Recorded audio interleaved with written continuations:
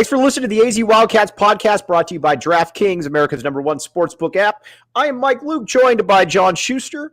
Arizona ends up winning by 25 tonight. The one thing about it, and you and I have watched our fair share of Arizona basketball over the years.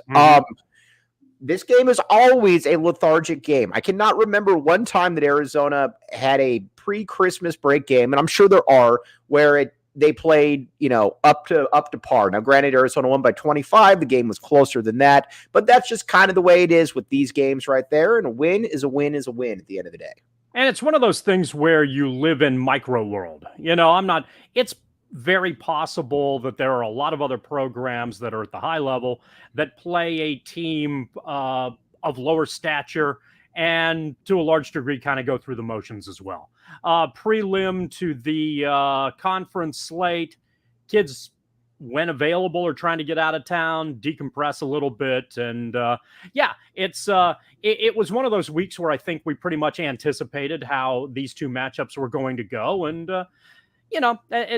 it's out of the way, and Arizona's got a week to practice, and the conference slate kicks in full bore with ASU next week. And, Arizona has an opportunity to get that holiday break behind it, refocus a little bit, and try to make a run at another PHNX crown. All right, real quick, ASU, I know they played yesterday. Does anybody have the score? I do not. I know that there are anybody's out there who do, and those anybody's will be able to find them. I at the moment, am not that anybody. Oh, I can tell you about it. We're going to get to Casey Jacobson here in a second, Jervis. But Arizona, I will tell you, I was at the game. I was at the buffet last night, the classiest establishment there is in Tucson. When you think class, you think the buffet. Especially when you see Mike Luke there at 6 a.m. every morning. That's true. Which is redundant because a.m. is morning, but nevertheless. It was 54-23 at one point.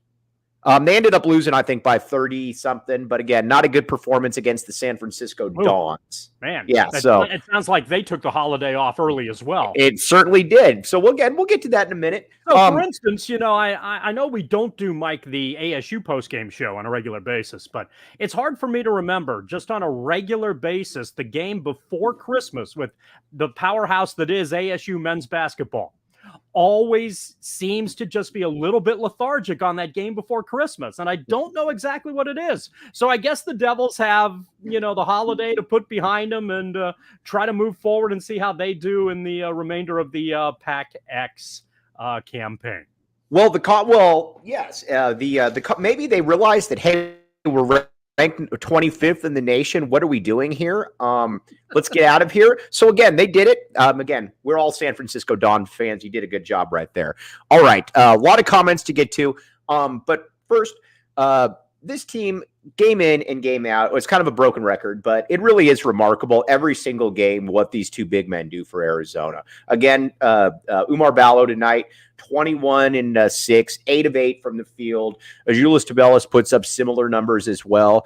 It really is kind of a refreshing thing to know going into every single game that we're going to be talking on this post-game show essentially about them combining for about 40 points and 18 rebounds. By the way, your pal Ryan Hansen, who is the color commentary, longtime and very good color commentary. Very good. For, alongside Brian Jeffries for Arizona Wildcat basketball, noted toward the end of the game that since he's an uber stat geek, was probably watching you on PHNX, constantly hyping, Rooks and Cook and Elliott and Williams and Woods and Wright and all those guys. He says, no.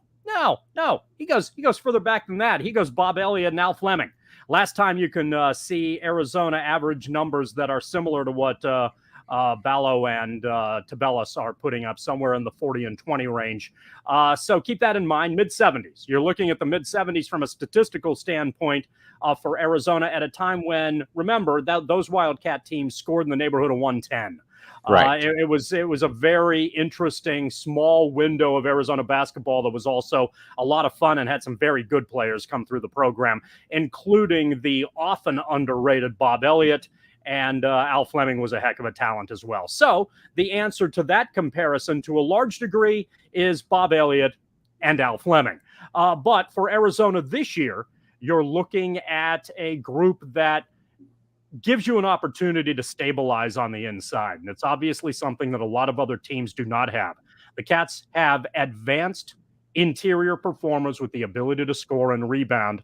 And so when things don't necessarily go their way, when the three-point shot doesn't fall, Arizona has an opportunity to stem streaks going against them by doing everything they can to get the ball on the interior and maybe at the very least either getting a bucket or getting to the foul line and maybe limiting some things and putting the other team in a difficult position on the inside. It's going to be that way all year long, and it is an interesting benefit that, at least so far, and I suspect it will continue this way, is going to be an advantage game in and game out for the Cats. It's going to be tough for other teams to mess with. All right. Have I told you about the Four Peaks? Well, we've talked about two of them, and if you want to include Al Fleming and Bob Elliott, there's Four Peaks right there. There's Four Peaks right there. All yes. Right. So the basketball version of the Four Peaks you have. The libation portion of the Four Peaks you have also, but not in this broadcast yet. Until now. There's some great beer out there called Four Peaks Brewery, the official brew of PHNX. You can go down there to Tempe, go to their watch parties. If you're going to go to their watch parties, go down there to root against ASU. Don't go there to root for ASU. Or you can come here at our tap and bottle watch parties and get Four Peaks as well. Again, drink responsibly. Check out the show notes and the link in the description. Four Peaks right there. And the DraftKings Sportsbook app, code word PHNX. Here's the deal. You could throw down $5, just $5 on any NBA game money line, and you can get up to $100 or $200 in free plays. Now, you might say to yourself, Mike, that's too good to be true. It's not too good to be true. It seems too good to be true, but it's not. Now check out the show notes and the link in the description. 21 and up, Arizona only. If you got a gambling problem, call 1-800-NEXT-STEP. But again, the DraftKings Sportsbook app, code word PHNX. That's the deal right there. All right. Casey Jacobson as a commentator annoys me. I'm going to talk about this for a minute, then we'll get back to the game. I counted 11 different times in the first half that he referenced his playing days. Nobody cares, Casey. Nobody cares at all. Second of all, he twice referred to Ernie Kent as one of the handful of greatest coaches in Pac-12 or Pac conference history. Well, maybe he's like Johnny Bench who can hold the 7 baseballs. So It's a really big hand. When I think of Ernie Kent, I don't think of one of the handful of best coaches in conference history. He's generally not a name that comes up when I think of those guys. So again, Casey Jacobson, do better out there. If you're watching the PHNX Wildcats postgame show, we need more, not less out of you. That is a mistake that our good friend Matt Muehlbach would never make. Okay. Now, getting back to the game right here, a lot of guys got in off the bench. I want to talk about Henry Vasar here for a second. And you can tell, Shu, that he is probably about a year away from being real problems out there. He's already blocking shots. He's shooting threes. Now, again, they're not necessarily going in, but he looks fairly comfortable shooting them. He feels like a Gonzaga-type player that takes a year or two, and then you realize, oh gosh, this guy's going to be a lottery pick. Now, I'm not saying he's going to be a lottery pick, but but he's moving toward being a first round. He's really impressive, Shu. Right? Yeah. There's a lot to work with there. Do you think he can? At what level do you think he can be beneficial for Arizona's front line this year? I do. I think that he can be. I think that he can. Right now, he's more of a. First of all, he challenges a lot of shots. Which is because of his length, because of how he moves. I think they're playing him pretty much. I think they're pretty much playing in the right. They're playing him in the right amount of time. I think they're playing him in about the right amount of time. You got to remember too, it's not like you can go with 3 7-footers. I mean, if they could, the 3 peaks out there on the court at the same time would be amazing. I don't think you can really do that. But right now, he's getting better. Our guy Anthony Humbert. You're right about many things. You were wrong about Henry Vasar. We will continue to take your apologies and laugh at your tears. But I think they're using him right, though. Shu, what do you think? No, I don't disagree with that as well. I'm just curious whether, and I expect at some point during the course of this season that Tubelis or Ballo are going to get into foul trouble. And then if you can go to Vesar off the bench and he provides you with beneficial minutes for an extended period of time, that might be something that gets Arizona through a round or two in the tournament.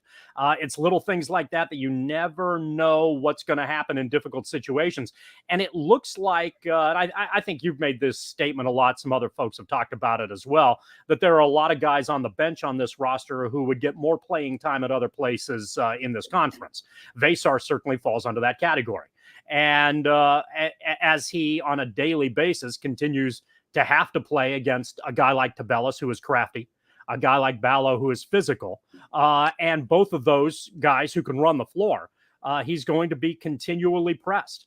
And if he improves, I think there's reason to believe, and certainly you can be hopeful. It's the holiday season. You can be hopeful from a Wildcat fan perspective that you don't have two beneficial interior players, but you ultimately have three.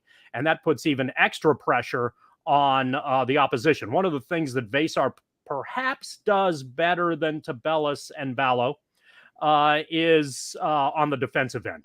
You noted his ability to disrupt shots, and that's important. And it does make things difficult on the opposition. And while there is concern with Arizona on the perimeter from a defensive standpoint overall, on the interior, generally speaking, that's not the case for obvious reasons. And this Cat contingent also does a good job of not getting into foul trouble, generally speaking. And that's a big help too. But at some point, if it happens, you now maybe, and hopefully this happens as the season progresses, you have a third option with which you are comfortable that can give you some extra minutes here and there if you need it. Yeah. Okay. Now let's talk about this bench, though. We talked about Henry Vesar right in there. Good stuff going on, obviously, with Henry Vesar. I like Adama Ball a lot. I think you like Adama Ball as well. He's the player that I like sneaking in there and getting him minutes because, again, I don't know if it's this year. I don't know if it's next year, but he's going to be a player there at some point. And I think it's going to be sooner than later. He and Kylan Boswell, along with Cedric Henderson, Henry Vesar, there's a lot to like right now. Yeah, there is. My opinion of Ball is very, very high. And to the point where, and heck, I'm happy to go out on a limb. I'm all about it. Are you going to ball out? Oh man. You're going to ball out right now, well aren't done, Mike Luke. Well done. Before this season concludes, at some point along the way, Adama Ball might be the most important person on the roster. Right. Because he's the only person on this roster right now who can see the floor on a consistent, at the best basis that can give Arizona consistency in the running game, and he can stretch the floor as well and potentially defend reasonably well as well. His instincts, I think, from a basketball standpoint, are very good. Right now, I don't think he's necessarily healthy. Tommy Lloyd made reference to him having some sort of ankle issue. I think that has hindered him this week.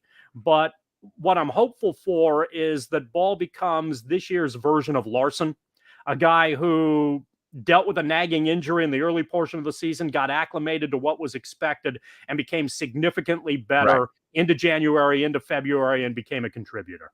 Okay, now what do you think about Boswell? Because I'll be honest with you, when I watched Boswell early on, I was like, he's young. It's going to take a little bit longer for him.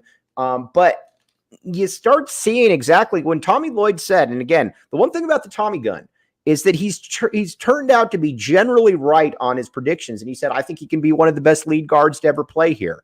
I mean, that's high praise because we've seen some really, really, really good lead guards. But I like what I've seen from a defensive perspective. I think that you're really starting to see some nice passing as well. And I like him out there. And I think he's getting more comfortable as well. Arizona needs some physicality, and he is it. Even as young as he is it. Now, I suspect that Lloyd is aware of the development aspect because he sees a lot more of them on a daily basis than we do. So I'm guessing that Boswell's impact on the program is going to be next year, the year after that, and so forth, more than it is ultimately this year. Whereas I see Ball being a guy who has a pretty significant upside in 2023.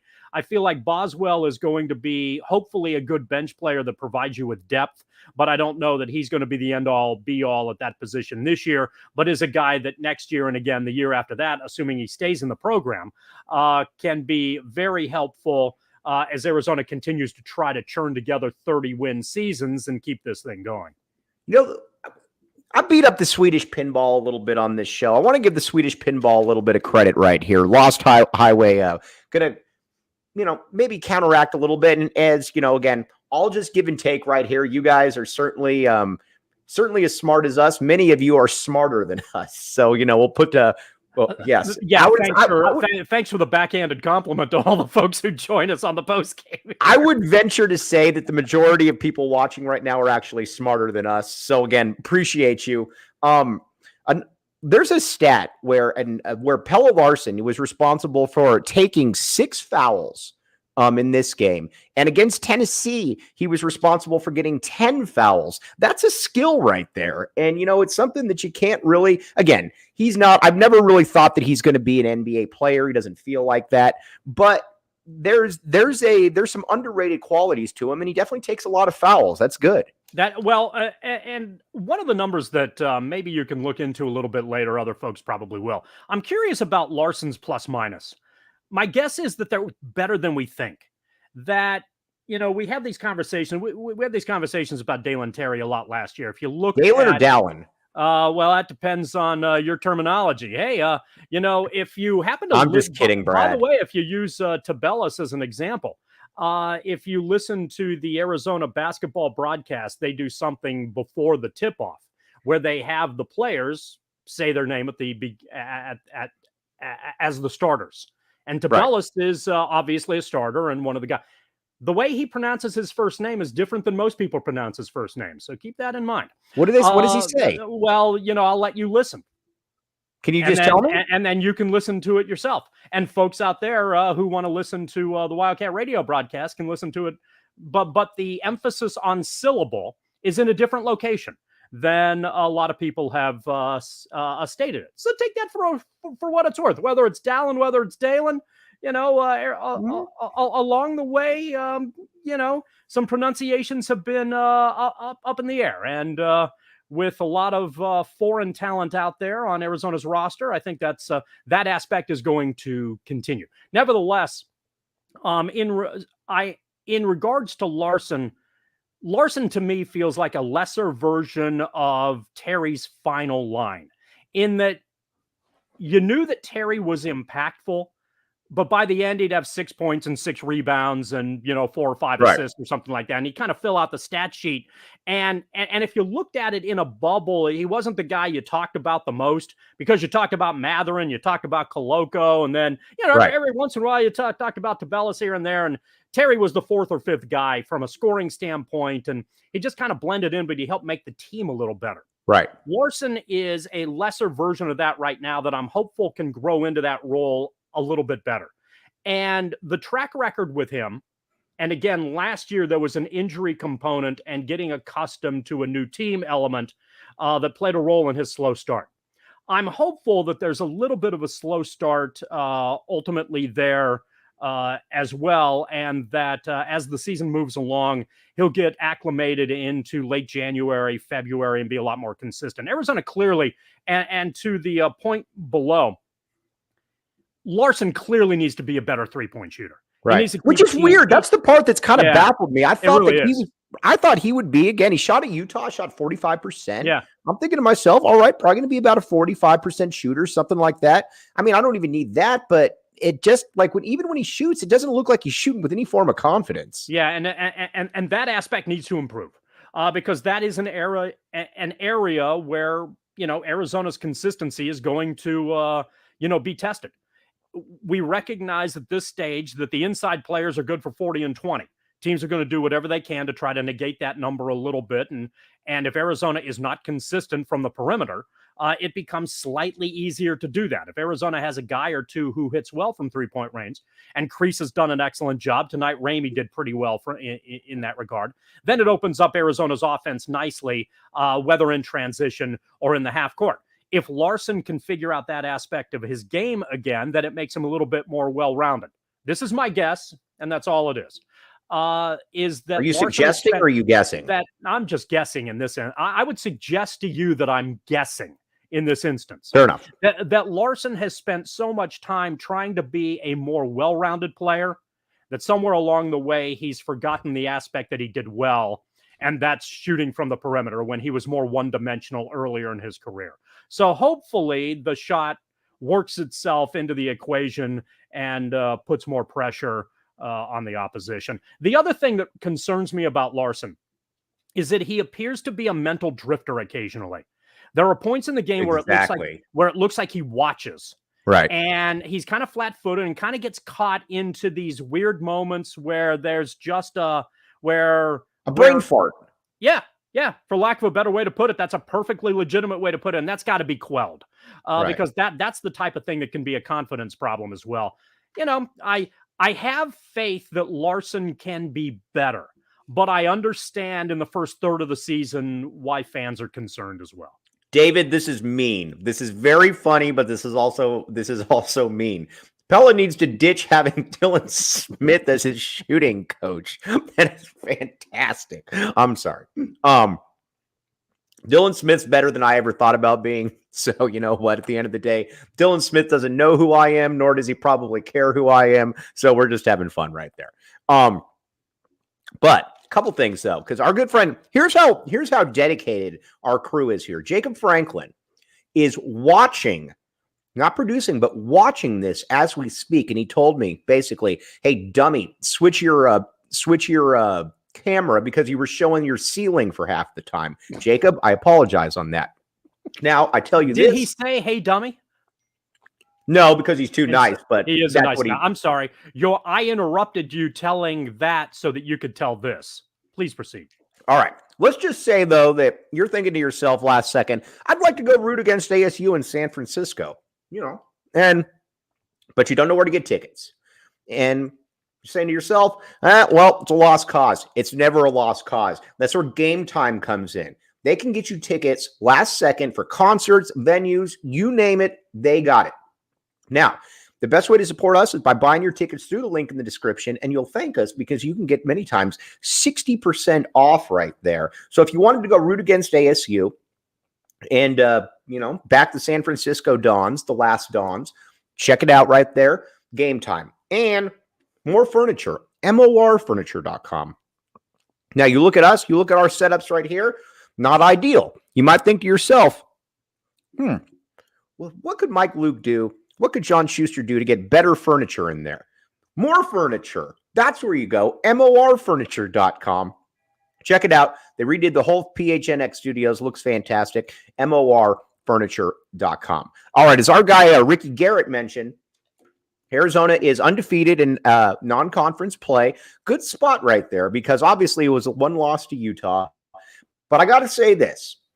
This team is significantly better than I thought they were going to be this year. Again, I thought they'd be good, but I look for them to take a little bit of a step back.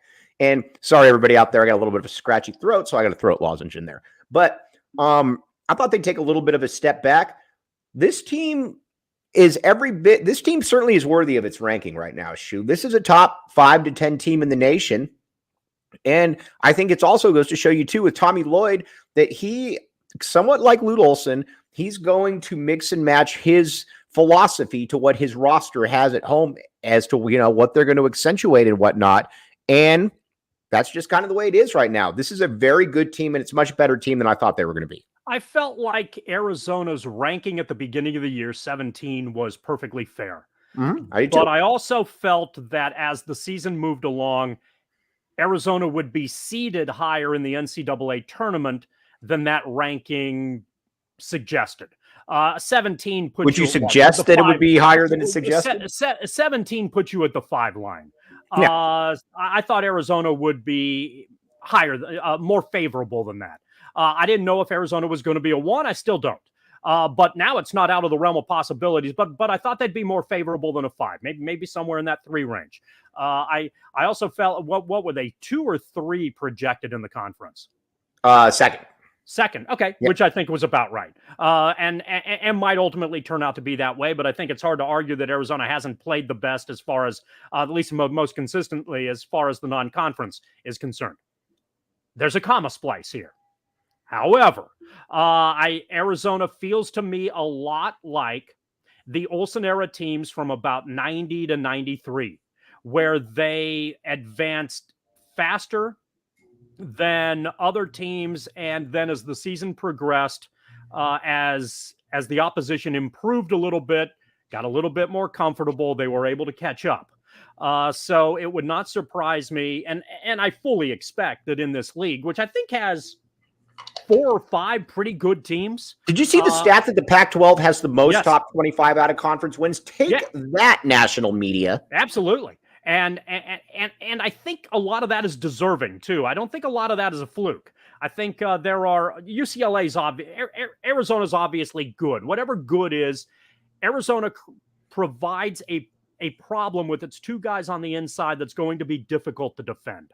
UCLA is obviously very skilled at a variety of positions. They're not as tall as Arizona, but UCLA on the wings can cause Arizona some problems. And UCLA is a team that's good enough to cause a lot of teams problems as a result of how they play defense and what they do on the wings.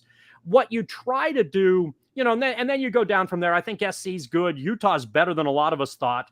And despite the setback, ASU has surprised, and I think they've got more talent than we expected. And I fully expect Oregon to be a problem by the time we get to February, just by basis on the athletes that they throw out there. Right.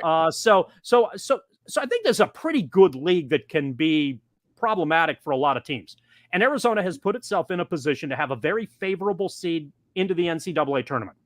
My concern is that Olsen teams also did the same thing and had favorable seeds in the NCAA tournament as well. Is that a compliment? Is that a compliment to coaching? Is that a compliment that you're able to get your guys out of the gate quicker than others? What do you attribute that to? Absolutely. I think there's a lot to be said about the ability to get a team to function well quicker than other teams do. That's a great thing. But very often, once you get to the end of the year, the talent issue comes to the forefront.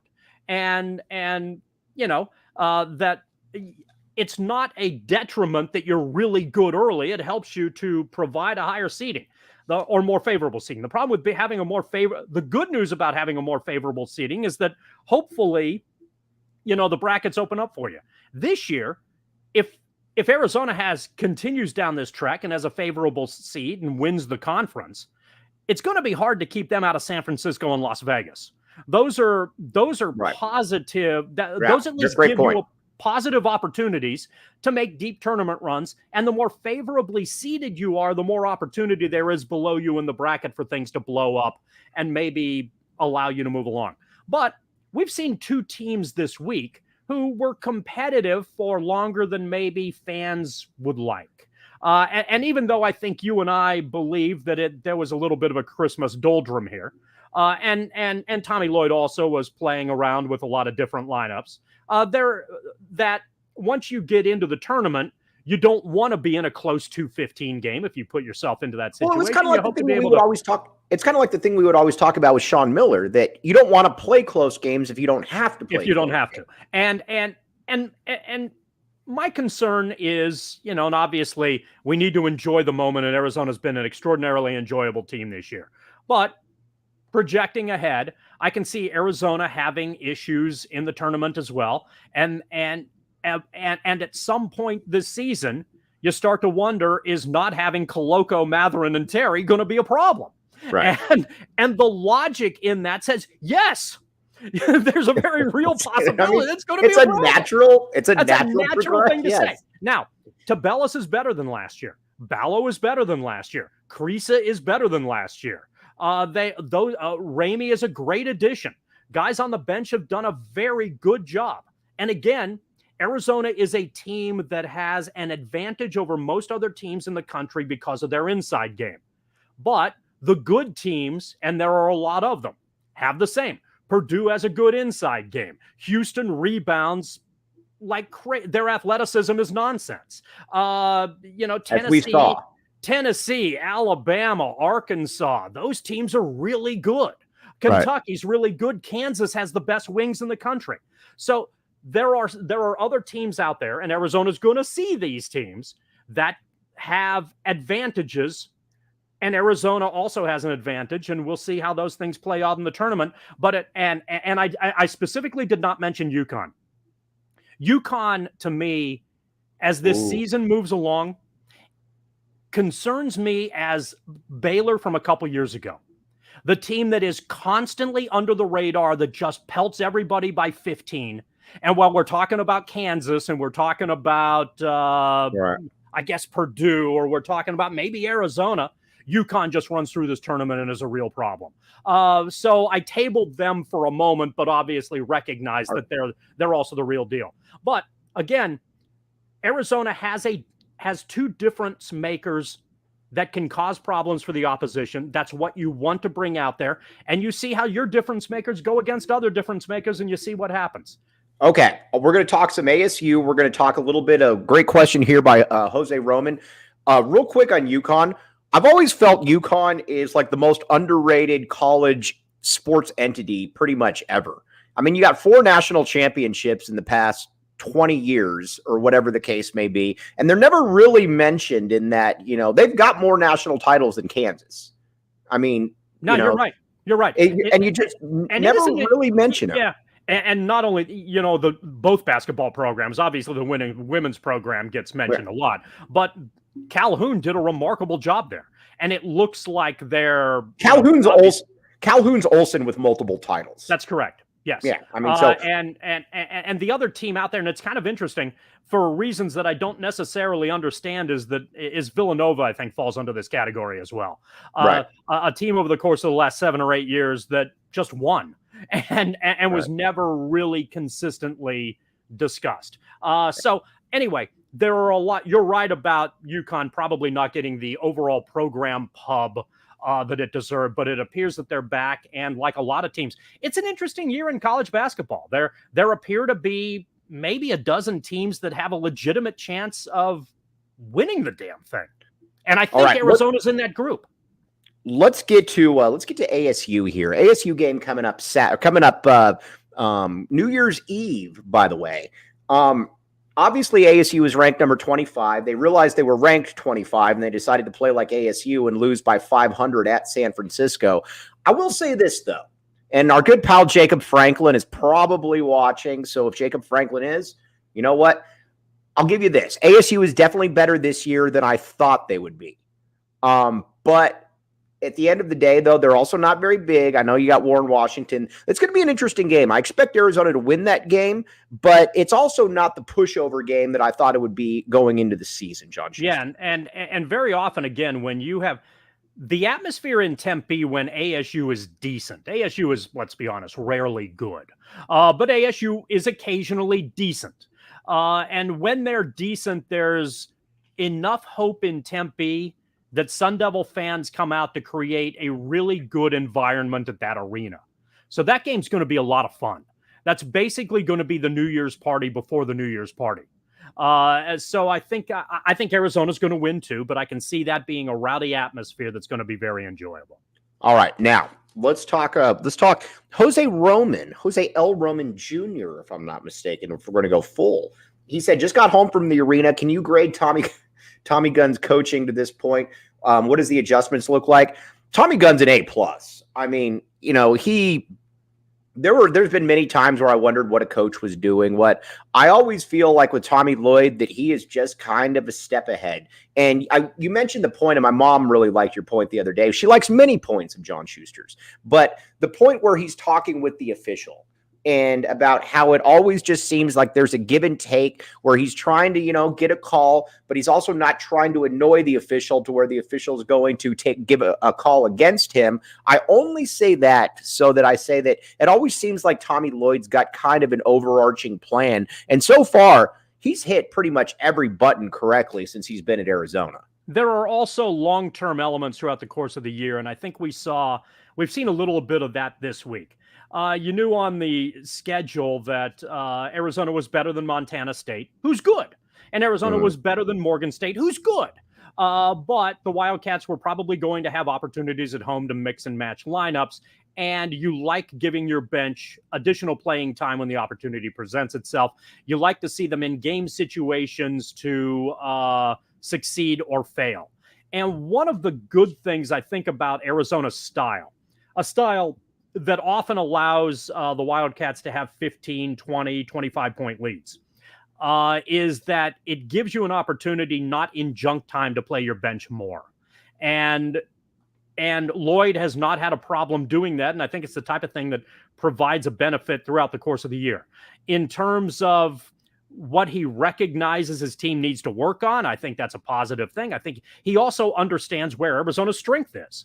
Right. There's a certain worldly zen about his approach to basketball as well that I think is beneficial to this program, and I think is going to be is going to represent the university well throughout the course of his hopefully very lengthy tenure here. So I feel like he's done a lot of things well. Again, I look at a team that doesn't have. I look at a team that has had a lot of guys who have improved from year to year in just the year and a half that he's been here. That development is a big deal. No doubt. And it's a big deal throughout the course of building a program, not just dealing with a season.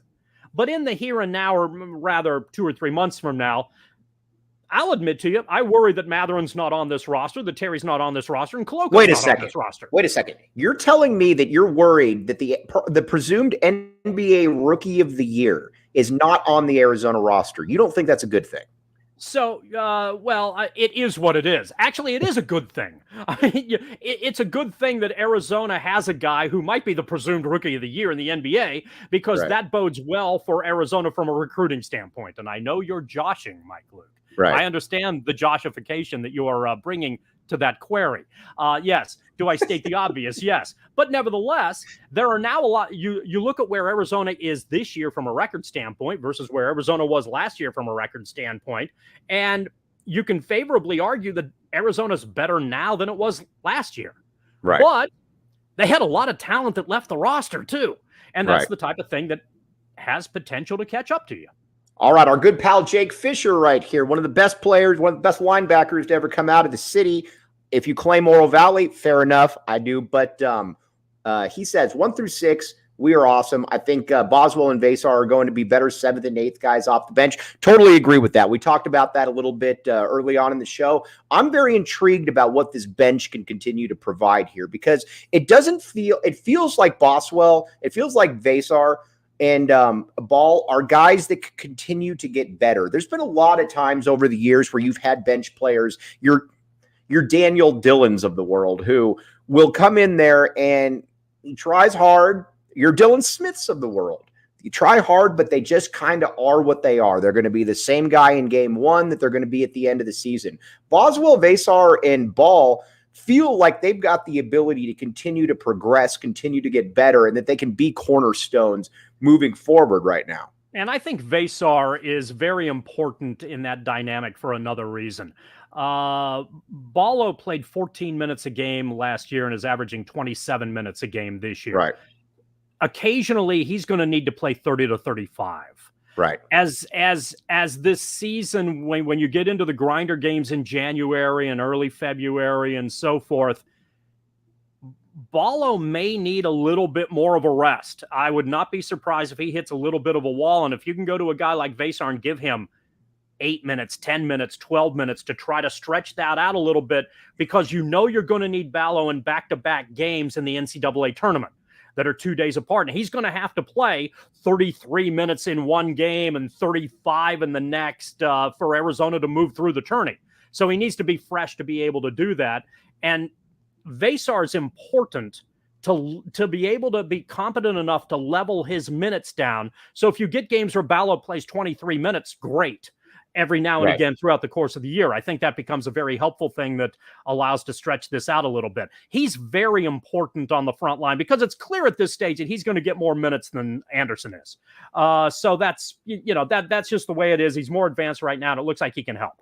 But I think we're going to see a fair amount of games where he gets more minutes than it might surprise us the number of minutes he gets. While I think, while I disagree with Jake a little bit, or I'm hopeful in my disagreement with Jake a little bit, that Ball is very instrumental to Arizona before it's all said and done this season.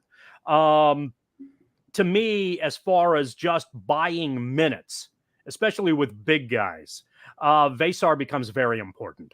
Okay, now I think Rich Carrillo makes a great point here. He says, Mike, I can't recall if U of A has faced a tenacious zone this year. Have you seen one yet? Soon opponents are simply going to pack it inside and make them win from the outside. It's an interesting question here, and it's an interesting point because the really good teams, I think, against Arizona are still going to try to pressure the guards. I mean, that's what I would do. But against Tennessee, Arizona more than handled it, and Tennessee didn't even really try to start pressuring it at some point because it just wasn't working. If I'm playing Arizona, I start looking more and more at possibly playing some kind of zone, because if I'm going man, you're going to get beat up on the board. Not saying that you won't on the zone, because at the same time, as everyone knows, it's harder to box out at a zone because you got to find a space as opposed to a person. But I think you're probably going to see more zone. That's certainly something that I would look at if I was playing Arizona. The Utah model, I think, is going to be more the model that the teams play. They're going to, and Montana State did this a couple nights ago as well, with reasonable success for a while. You're going to play off Tubelis when he's on the outside. Make Tubelis beat you with a 20-footer or a 15-footer. And because once he gets into the paint, then, it's definitely a problem. You need to be, and there are teams out there that can certainly do this. And I agree with your pressuring of the guards to make it more difficult to try to pass inside aspect. But I'm not convinced a zone works very well against Arizona because the Cats in the half court just pass the ball too well. That's a good point. And like you said, too, you said before the season, or actually you said last year, because again, you've admired Gonzaga from afar for many years. And you said Arizona, or the thing with Gonzaga that makes them so effective is that they use every corner. They use every foot in that half court setting right there. They don't, they spread things out right there. Whereas Arizona, with the passing ability, it's much the same thing, where it's more difficult if you've got 5 guys out there that are using the entire court and passing the ball like that. I think there's a chance that Arizona can make zones look silly. Mm-hmm. And I'm sure that they have practiced it to a large degree in, behind the scenes when we aren't able to see it. But their ball movement, I think, is too good. And it's good. It's too good from all 5 spots on the floor. There isn't a black hole on this team. Ballo passes well. Tubelis passes well. The perimeter guys move the ball around. There's a good unselfishness on this team that can cause a lot of problems for zones. So I expect Arizona. The thing that I expect to see from Arizona is teams, as you noted, trying to put pressure on the guards to make it more difficult to get those interior passes in there. And teams are going to play off of Tubelis as much as possible, because they don't. The way to negate his deficiency right now is to make him beat you from the perimeter, because if he gets consistently on the inside, he's clearly a problem. And the complement with Ballo being there obviously makes things very difficult. And, when Arizona has that going, they're just tough to stop. All right, everybody out there. Chad McDonald's coming in late. Chad, we're talking about Ballo this entire time, and you're coming in here talking about Philly B. It's all right. He'll be a boss. Buy stock right now. We're also going to buy stock in Chad McDonald's. All right, guys. Everyone out there, really, really appreciate you. As always, you're the ones that make the show right here. Fantastic interaction as always. Arizona's undefeated in its out-of-conference schedule. Now they get a little bit of time to relax before heading up to Tempe on New Year's Eve, hopefully smacking ASU around San Francisco Dawn style. But for the real Dawn, John Schuster, I am Mike Luke, and you've been listening to the AZ Wildcats postgame. I'll be back with you tomorrow, but you all have a great holiday. Can't thank you enough for all your support. It means the world. We will talk with you soon.